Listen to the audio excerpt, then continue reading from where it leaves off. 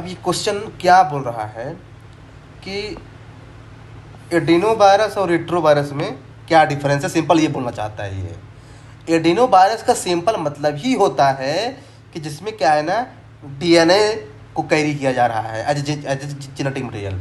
देखिए बात सिंपल सी है कि ये हमारे ह्यूमन बॉडी में बेसिकली न्यूक्लियस में 99% जो है ना होता है डीएनए, मतलब हाँ 99% डीएनए जो है न्यूक्लियस में होता है। अब डीएनए से हमको बनाना है प्रोटीन, चूँकि वायरस ऐसे काम करता है।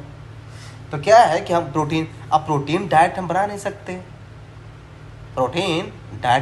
डीएनए से, राइट। उसके लिए क्या है ना, हमें पहले mRNA में कन्वर्ट करना पड़ता है। उसको बोलते हैं मैसेंजर आरएनए, जिसको बोलते हैं रेप्लिकेशन या फिर ट्रांसक्रिप्शंस।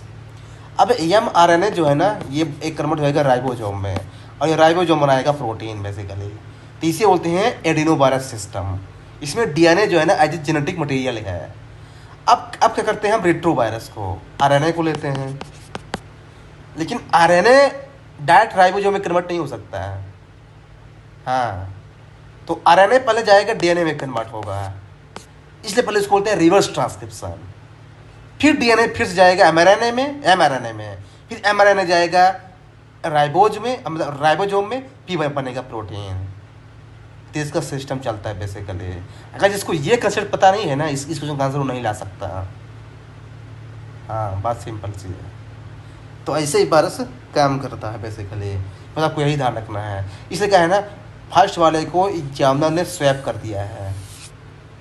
हाँ, बेसिकली एडेनोवायरस में होगा डीएनए और रेट्रोवायरस में होगा आरएनए, और यूपीएससी भी ऐसे करता है।